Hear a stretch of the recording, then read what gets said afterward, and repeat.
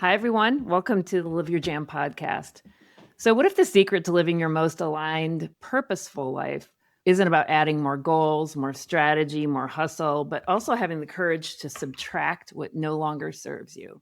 Here at Live Your Jam, I talk a lot about quieting the noise of external expectations so you can tune into your own intuition and live with clarity, purpose, and courage. Because when you're tuned into your inner voice, that truth can show up in your external choices. And that's where your real power lies.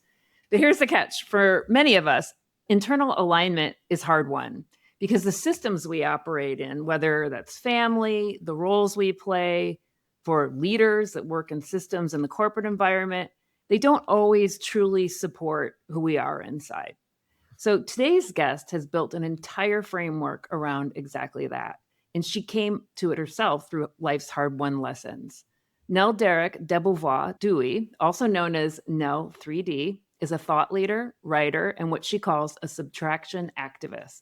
After collecting degrees from Harvard, Cambridge, Columbia, and London Business School, and building an impact driven career, Nell drove head on into a 20-ton truck into a state that she calls ordinary overwhelm. That moment cracked open something that years of striving never could. And now, through her Subtract to Succeed framework, Nell helps high achieving, big hearted leaders recognize a truth that sits at the very heart of Live Your Jam. You simply cannot hear your soul when your life is full of noise. You cannot trust your intuition when there is no place for it to speak. So I'm so excited to have Nell here to share how we can all create more by doing less. Welcome, Nell. Thank you so much, Ellen. Thrilled to be here.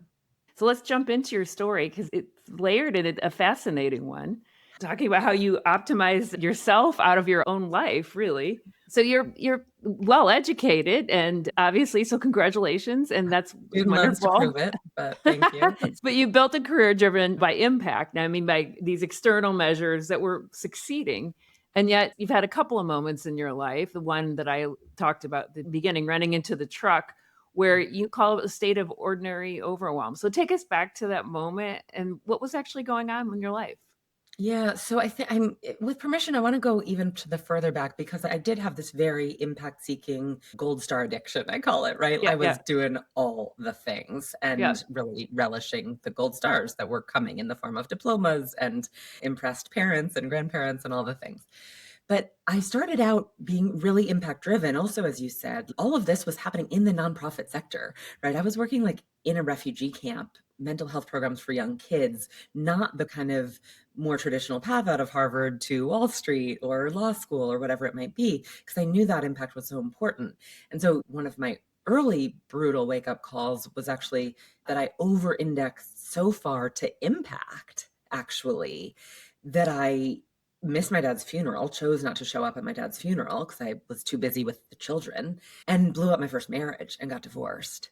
So that was kind of the first piece of one-dimensional overwhelm of I have gone so hard and far toward this big-hearted ambition of changing the world that I have not only burnt myself out and I'm not healthy in this moment, but I'm also totally failing my friends and family.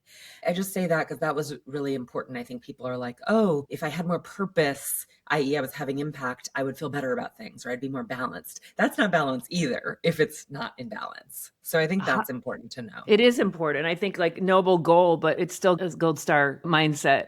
And thank Totally. you for that, for putting it was my second question. Like you missed your father's funeral. So, but it was actually that being in the nonprofit sector, Yeah. driving still really hard to the detriment of your core relationships. Right. Mhm. So that was that next decade of my work after nonprofit was all about this idea of 3D, which is why that's my alias, because I talk about living in 3D for me, my own Yeah. well-being, of course, in all the ways, intellectual, spiritual, physical, all the things. We, which is both my team and my professional life, whatever company I'm growing or team I'm contributing to, paid or unpaid, right? For some people, that might Right. be a professional but unpaid endeavor. And then my personal we, my family, chosen or blood.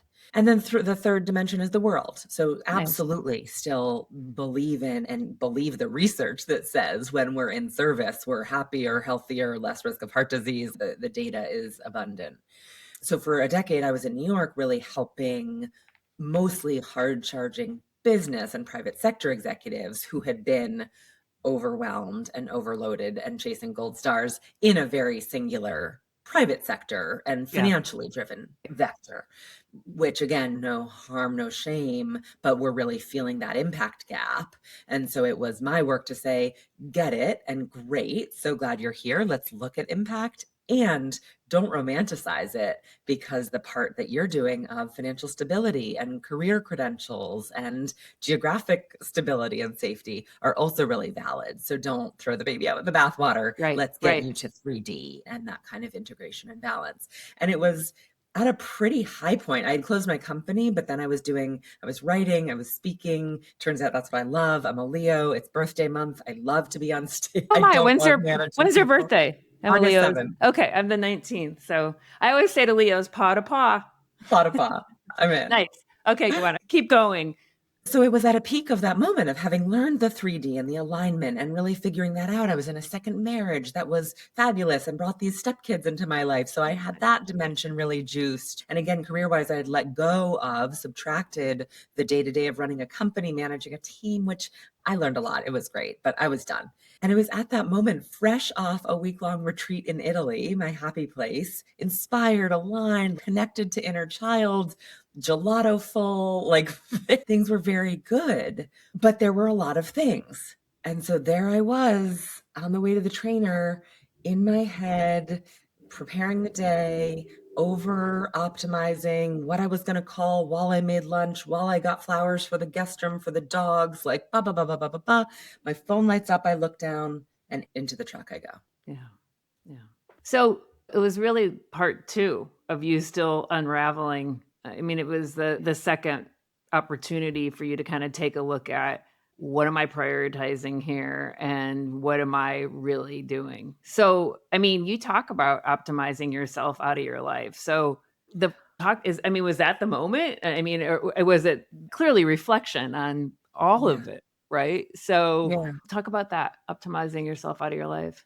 So many shoulds and ideas about what we should be doing, right? Like, pick your poison, whether Yep. it's Forbes and HBR because you're in that grind, adjacent, maybe it's Fast Company or Inc. or Stanford Social Innovation Review, maybe it's Goop, maybe it's TikTok, maybe it's Andrew Huberman, like, and then maybe it's your mom or your creation of your mom that sits in your head all day, every day, or your grandmother or your dad or your first grade teacher, whoever that voice is. So many ideas about how we should live and lead if we're doing that, or serve, whatever of the three dimensions we're in. There is a lot of chatter right now. But first of all, there's only so many hours in our day. There's so many like cells and neurons in our body. So we can't use it all. And secondly, it's not all right for us. One size does not fit all Yeah. Yeah. in anything, clothes or lifestyle or leadership or happiness. But we don't really get told that or allowed to think that. And we certainly don't get taught how to dig in and figure out what is ours. Yeah. And all of those So, references are external ones, right? And so it's hard because we're trying to apply ourselves in those. When I hear that, it's a little bit, I get it. Like we get into like kind of the compare, when you compare, you lose. Like, am I in Goop and should I be using this? And I don't do that. And it gets into that idea in yoga, like stay on your own mat. And I yes. think there's this idea of returning back to ourselves. Mhm. And so yeah, no, I think we can optimize ourselves to exactly what you're saying. Like it becomes overwhelming with all the shoulds, and shoulds don't begin with ourselves. They begin with looking at something else. Yeah. I think the first part of my journey was super important. And even now, when I talk about the transformation that I see clients go through and that I'm trying to bring people Yeah. through Yeah. more actively, the first step is a choice to recognize the systematic nature of ourselves as humans, right? We are systems of systems, our bones, our Yep. blood, our brain, like Yep. those are all systems. And then we are one system of them. And we are plugged into systems of our family, of our neighborhood, of our company, of our team within our company, of our industry, right? Those are all systems. Whereas pretty much still since the Industrial Revolution, we've been presented this linear production line model, the career ladder, or your next step. There's this kind of linear black and white if then myth that we've been sold, even in the bigger picture, right? You kind of learn and pour into yourself, and then you work, and then you retire, and you give it back, right? You give back because you took too much. And that's just not true. So when you try to live in a false reality, it turns out it's really uncomfortable. That's exactly right. And I think we get caught in the construct of the system. It's so spot on. And you talked about the Industrial Revolution. I mean, it was designed for men, and the design was for women to stay behind and make everything okay. And then I know my generation in particular was like, we got told you can do both. And I'm like, really, the net output of that is an autoimmune disease. So, I mean, that's what you get. You do both. Like you can have it all, and with your having it all, being Yeah, career woman and a bonus. family woman, you have the bonus of this. And we're learning still as we go. But I'm with you. And I Like, think when we recognize it as a system, yeah, we can have pieces of all of it, right? But you got to get, first of all, just the we, the professional and the personal we. You got to get the me, because if you don't have your oxygen mask on, we all know what's happening. You're not getting your fellow passenger on either. And then that world piece, again, not in a Mother Teresa martyr way, but just in a way of like, that is how we've evolved. Like the tribes of early human who survived and evolved were the ones who lived collaboratively. And I think that gets short shrift in the evolution literature as well. But it turns out not only in modern research does that sense of service and purpose help us live longer, help avoid dementia, like all of those health things. It's literally how we evolved to serve. So there are a few percent of the human population, which is a frighteningly high number in some ways, who are psychopathic and sociopathic. So that exists, right? Unfortunately, I think right, it's quite visible at senior right. levels of leadership in all sectors right now. But that's not adaptive, actually. Kind of short term, it's working. And so I think that's that first step is just, I'm going to choose to see the truth and Yeah, live in accordance with it, that I am a system embedded in these systems. And so I can work and raise a family. And I cannot be in an office for 68 hours a week or on a plane and traveling 4 days a week or 16 days a month or whatever that looks like if I want to be a present influence for my children. right. And if there's another way to do that, and I actually am okay with outsourcing that to a grandparent or a nanny or a spouse for this part of their upbringing, because I think that's more important, awesome. Like, no judgment. Right. But if we don't recognize the system as a system, it blows up.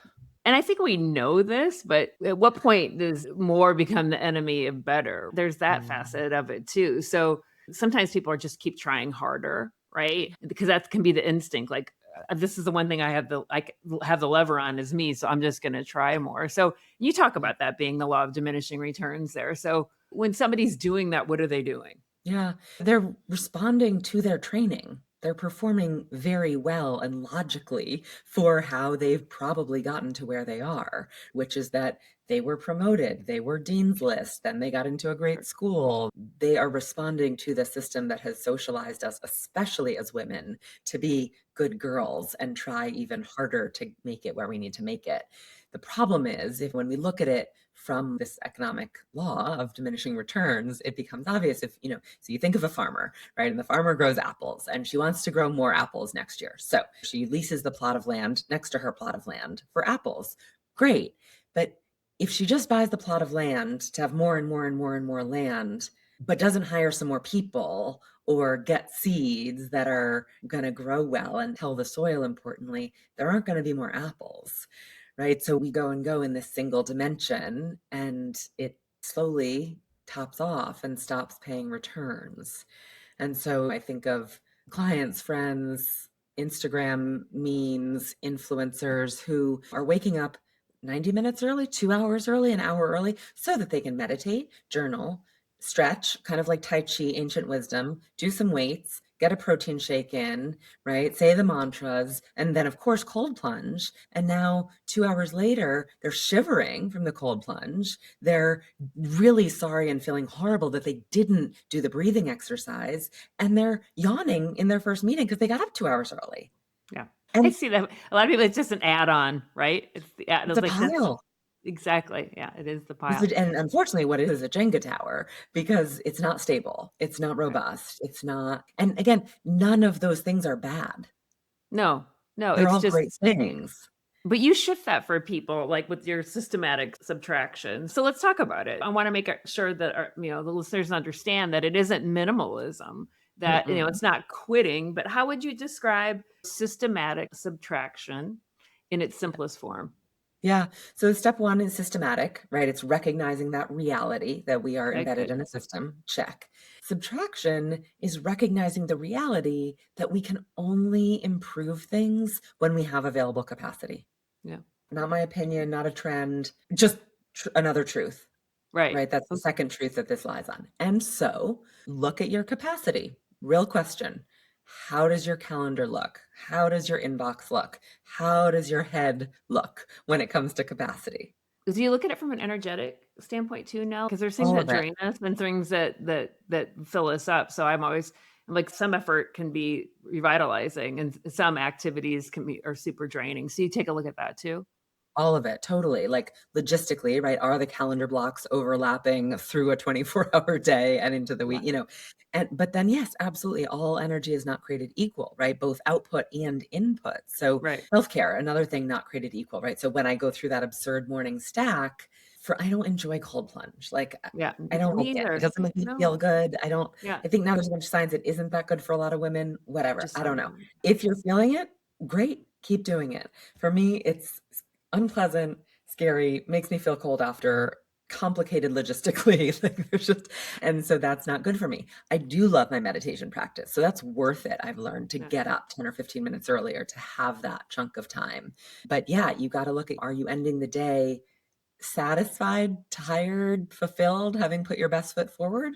Awesome. Or are you ending it with every day of the week scaries, dread about what's going to come next, or shame for what went down during the day, or whatever that might be? So, yeah, capacity certainly both in kind of a linear time management sense, Yeah. but more importantly, I would say energy. And exactly as you say, recognizing like, look, I'm busy. I'm a busy human. This is not about like hours on the couch or Tim Ferriss take off to To Bali and learn MMA. totally.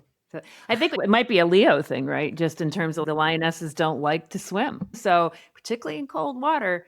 But no, I'm with you there. But what does it look like in practice then as a lived Mm, experience? And what's the hardest thing you had to let go of? I probably haven't gotten to it yet. It's an ongoing Yeah. practice, right? Day in, day out. The process is stop, drop, and roll. And that really, it's fun kind of fire safety language that I Sure. borrowed from my 80s childhood, but it's real. It really does line up. And so stop is about gathering some data. Exactly to your point. Shut down, shut out the outside noise, and actually check in with your body, with your calendar, with your energy, with your heart. Like, what we know, as you said, we know what's going on if we give ourselves a second to listen. So get some data about whatever, my life purpose and my legacy, high level, my fitness routine, my career, like whatever the thing at hand is, get some real data. Right. Not always Okay. easy, but very simple. And then you get the privilege of experimenting with dropping something. The actual subtraction only comes based on this baseline data and insight. Now I'm going to pick something and I'm going to experiment. This isn't like, I'm never going back to cold plunge. I'm never going to that meeting again. I'm quitting marketing forever. It's like, what if I started a class in pottery? What if I didn't lift weights for a month? Like, you just Okay. experiment and Right. then roll. You reinvest the energy somehow, maybe in white space, to Mhm. actually just watch and feel what's going on in your real life. Often that's the thing people need the most, or in something else. I'm not going to lift. I'm going to really dig into Tai Chi and see how that makes my body feel because I've been having all these aches and pains, and maybe that's just not what I'm needing. I'm going to, again, take this night class in data analysis because I think that's the next part of marketing I want to get to. I don't know. This is not Sure. prescriptive, but Totally. somehow you got some data, you dropped something, you've got some free energy. How do you want to allocate it? And very importantly, allocating it to doing nothing, i.e., listening, feeling, resting, recovering, is a very valid reinvestment of that energy. Yeah, amen on that. I mean, I feel that A lot of people say, "How do I trust my intuition?" I mean, you talked about your meditation practice, and I the same. I find that quieting myself, I long for it more. It's something I yearn for more, so then I find little times throughout the day. And people say to me, "How do I trust my intuition?" Or "How do I know what my own answers are, or connect to my higher self?" I'm like, nobody likes the answer, but the answer is you have to get quiet. When you talk about like the white space, that's when the noise clears, and that can allow the insight for what is the better use of your time if you subtracted some things that are draining you and don't work for you. So I love that you're really kind of nailing that subtraction is really a prerequisite for alignment. 1,000%. So what does it look like day to day? It's a muscle. It's just a muscle or a lens or whatever metaphor works of like literally I'm looking at my calendar and within reason, right? If I've committed to do an interview with somebody, then all things being equal, I'm not going to just blow it off or cancel it even, although I have. I'm looking at the week, I'm seeing a conflict, I'm realizing that was a little overeager and probably doesn't align fabulously for me, which means it probably is not gonna align fabulously for them, and I'll write and say, "I'm so sorry. I shouldn't have agreed to this, and it doesn't make sense to honor it." And that's not the norm, that's probably 1 out of 100 appointments or something, but I've absolutely done it, right? And then there's the bigger, right? There's the 90 minutes at the end of each month where I go back through the data, which for me is like a weekly spreadsheet that I do not every week, and I don't beat myself up, but probably I average 3 times a month ish, 3 out of 4 or 5 weeks. And I record how many times I worked out and what my bank balance is and what my Substack following is and how I feel about my me, my we, and my world qualitatively, what I learned, what's keeping me up at night, right? So it's this qualitative, quantitative hodgepodge of the week. So at the end of the month, I can go back through that. How are we tracking? I have a daily journal prompt that includes what are you going to subtract today? I put those all into Claude so I can see what was I subtracting this month. And oh, and then I go through this is a borrowed practice from a dear friend. I go through my camera roll and look at the pictures that I took just to refresh like what did I take pictures of this month? And then I go through my credit card statement. What did I spend the money on? And was that aligned or not? Are those things I'm glad I spent? Are those businesses I'm glad I supported? Are those investments I'm glad I made? Yeah, and so that's 90 minutes of stop. And then I can look forward to the month ahead and be like, okay, so given all of that, what goes this month? And is that the role part? Fill me in. So the role is in the month review. What didn't I do this month and what did that leave space for, right? Kind of Okay. looping back Oh, and then got it. Okay. then you roll forward in that next month. Okay, Right. I stopped doing podcasts this month. Yeah. How's that going to feel? I don't know. You roll, you watch the count of followers. Did that stall because I'm not doing podcasts? Yeah. Did I have more time for personal check-ins? Did I Yeah. write more because I wasn't recording? Just you just see that's kind of the hypothesis part, right? If the baseline data is stop, Yeah. drop is the experiment, and then Yeah. roll is the hypothesis. What do I think might happen because of this? And if I'm Right. wrong, all permission to change the drop. Again, none of Sure. these are kind of permanent embargoes. They're just experiments. And you might find out in your role you don't really care.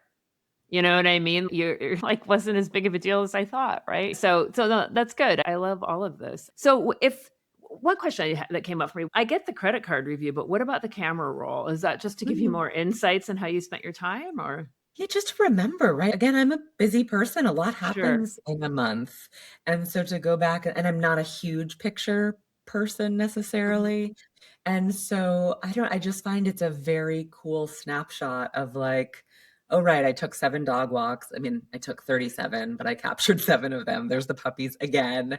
And then like, oh, there's that chandelier that I kind of liked. And oh, there's the screenshot of the bill I have to pay or protest. And like, there's dinner with those friends, or there's that quote that it's just a more sensory reminder. I'm not a very like artistic in a visual way. I think I'm a very creative person I've gotten comfortable Yeah. with over the years, but I'm not a very visual person. And so Yep. to have a non-linguistic review of what's happened is really helpful for me because otherwise it all comes in the form of numbers and words and calendar appointments. The pictures make it a little more human.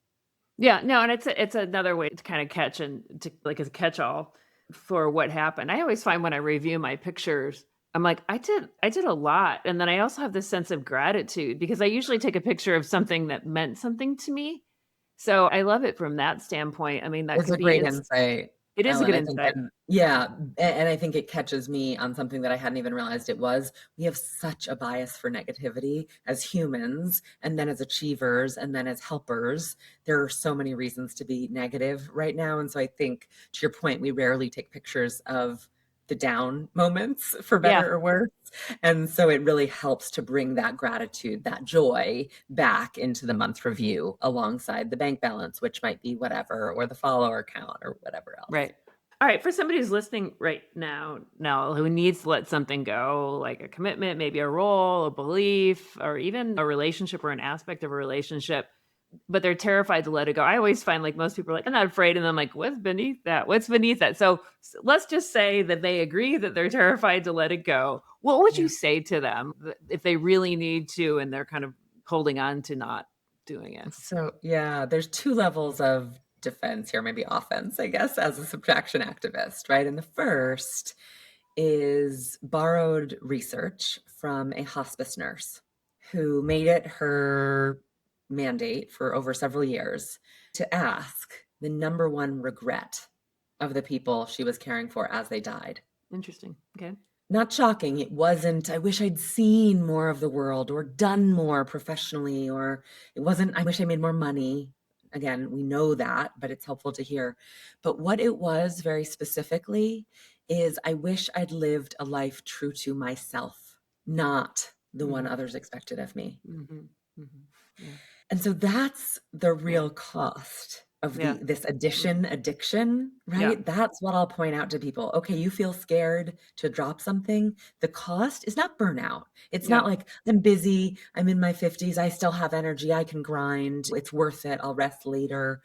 It's not burnout. It is your life that's Yeah. at stake. It's self-abandonment, really. The second Power, order, power. if Yeah. yeah, if the deathbed's not enough, which it's not for some of my women, who are like, Right. Too far maybe, but off. like, Yeah. Yeah. Yeah. then I'm like, "Okay, is this how you want your daughter to live?" Yeah. When we were thinking self-abandonment, when I said that, I was thinking automatically my mind goes to what would you tell a friend? And the daughter is beautiful because it's sort of like, what would you tell somebody who wanted to do something for themselves but didn't? You would say, do it. Right. And Correct, so, yeah, really good way to kind of get people to think about correct. it from a reframe. And I Yeah. think the guts of it, the mechanism of why this works that I've learned and seen is, well, it's always so eloquent. There's a philosopher, and he was a theologian, I think Howard Thurman quote that Mhm, people mhm, have maybe heard, mhm, but it's mhm. so good. And he says, "Don't ask what the world needs. Ask what makes you come alive, Yeah. and go do that, because what the world Mhm. needs is people who've come alive." Yeah. And so my version is our 1/8 billionth, right? There are 8 billion of us. Unfortunately, again, we have the few percent who are sociopathic or psychopathic. But if all the rest of us did our that's a tiny fraction, 1/8 billionth of the work to heal the world would be healed. And so by overreaching, by doing 3/8 billionths, you're actually stepping on toes because Yeah. that's someone else's 1/8 billionth. And they Yeah. can't do it if you're doing it, right? I mean, the visual of this, of course, is delegation. If you are such a control freak, i.e., performer, that you won't let your younger person do something, which is going to be worse. They're going to do it worse. Correct. But Yeah, if it's yeah. not heart surgery, that's probably We're okay. we're And they're okay, only right. going to learn if you let them. Right. So I think that's the mechanism, is that when we only do our piece, we leave all the other pieces for the people who they belong to. And then, second order role model it to the people around us, our mentees, our kids, our neighbors, our friends. Yeah, I think that there's an inherent it's difficult for women because we're not taught for me, we're taught to serve everybody else, and the data, as you mentioned, is in on that. It's like it's a little bit of hormones, but it's mostly societal training about how we are attuned to others' needs. And the irony is once we start to tune into ourselves and if we get quiet and learn kind of how to unplug from everybody else and get to what we want, it automatically follows that we start doing the things that light us up. We start to share those things with the world. And you have the collective healing, there you have the Thurman quote and all of these sort of things. And I just don't I think it's a little bit counterintuitive for women because we're kind of trained to and men are too to provide. I don't want to leave them out of this equation, but I just feel like feels so selfish to like slow Mm, down and really kind of come from within to do what I want and lead this kind of heartfelt, aligned life. But yet, yeah, that is the place where we can be the most seen and the most purposeful and helpful, and yeah. big or small ways, right? Yeah, yeah. No, exactly. Our ways, just whatever they are. And we can't know. That's not for us to know or control. That's why the role matters. That's why the white space is so important because you have no idea where these things are going to land, right? We all know the stories of the headline dramatic ones, and then who knows how many quiet local ones there are. But you do something because it really lands or matters, activism for your kid's rare disease Yeah, or about yeah, an issue that hits home or within your company because you needed parental leave.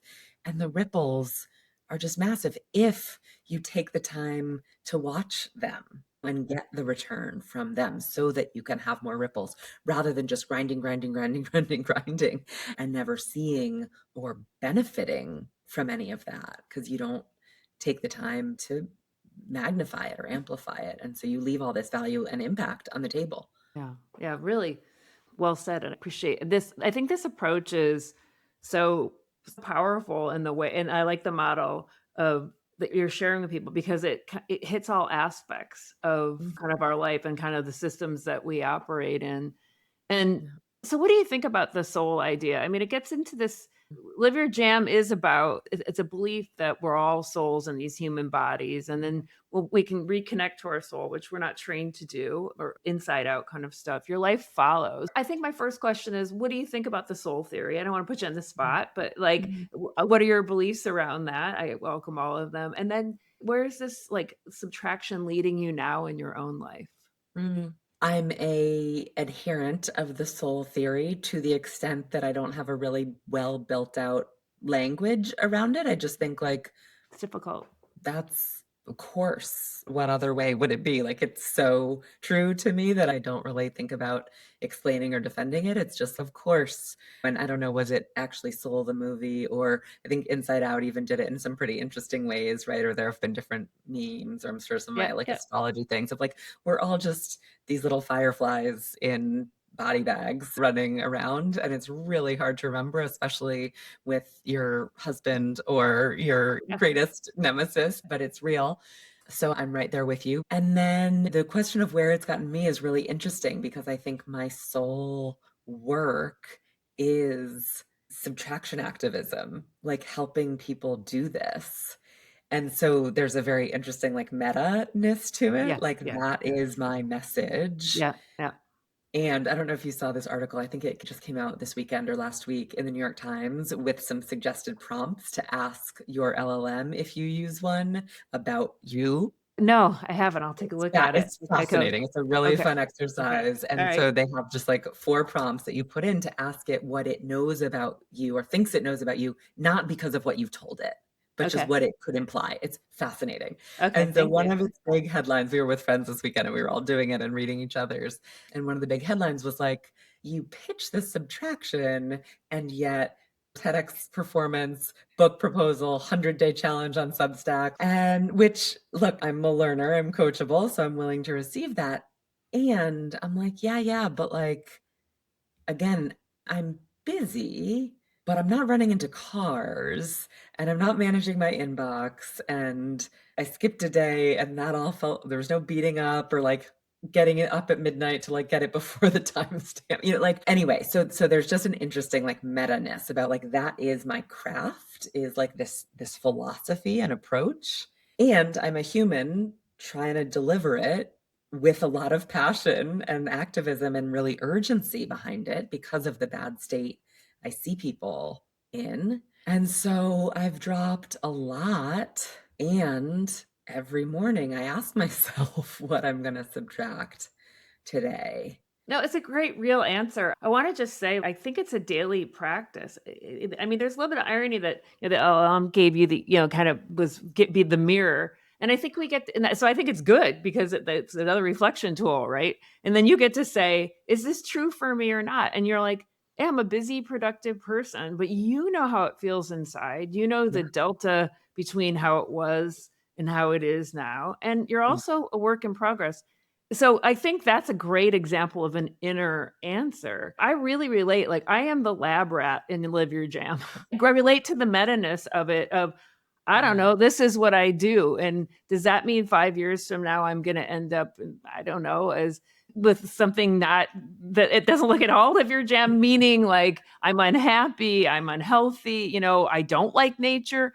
I Yeah. don't know. I don't think those things are gonna happen. I just keep doing this to the best of my ability every day, and Yeah. I think modeling that, Nell, is, like, what we all need because Mm. there is no end game on any of this. It's just continual, and then we can ride the waves in a way that I think feels more aligned and authentic, whatever that Mm. is for us. Yeah.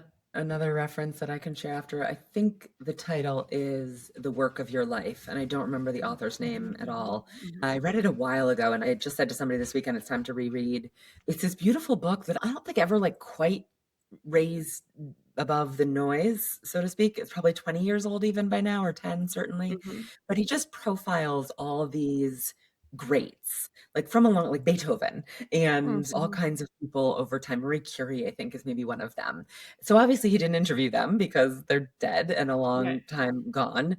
And one is, I think, Gandhi, even Buddha. So again, he's drawing on very secondary, even tertiary sources. But the idea is just that the sole question, as I understand it, is like we do all have this thing that we're here to do.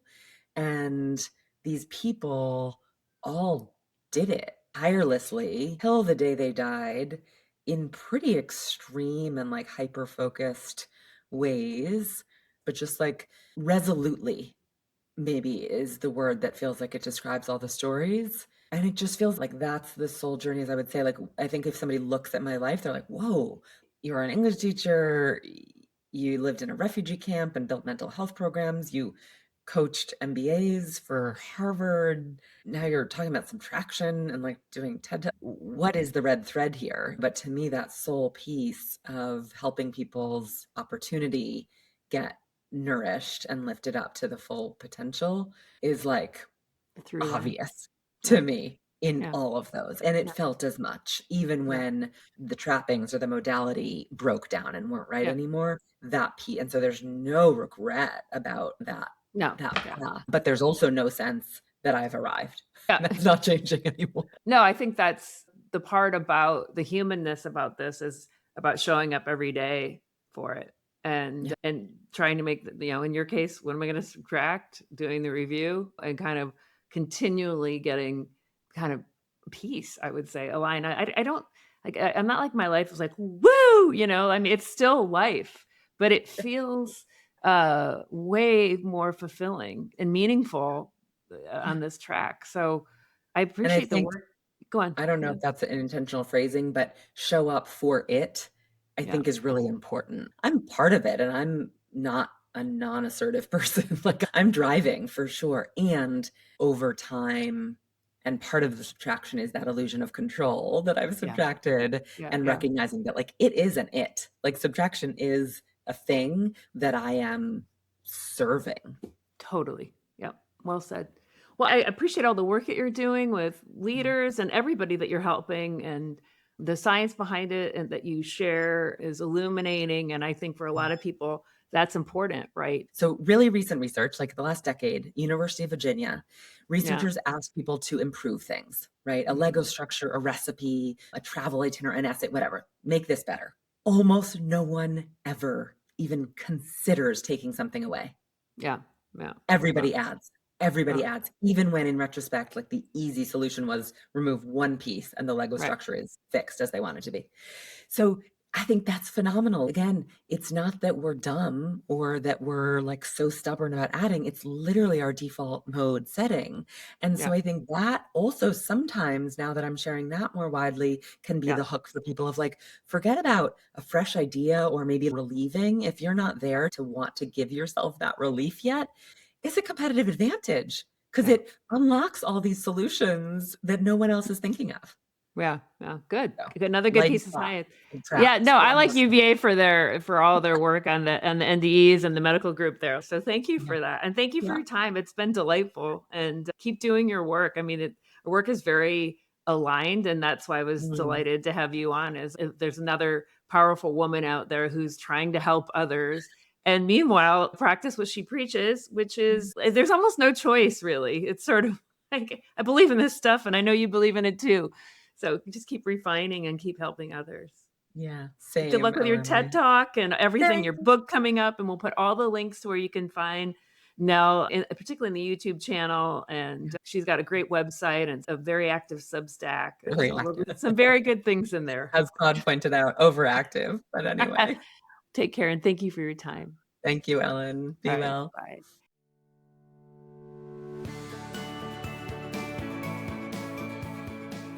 Thanks for listening to the Live Your Jam podcast. If today's episode sparked insight or inspiration, follow that thread. That's your inner wisdom speaking. Share this episode with a friend who'd vibe with it. And if you're moved to, leave a review so others can find their way here too. Remember, the dreams that stir within you aren't frivolous. They're instructions from your soul. You can listen on Spotify and Apple Podcast, or watch the video version on YouTube to see me and my amazing guests in action. Until next time, keep listening in and keep living your jam.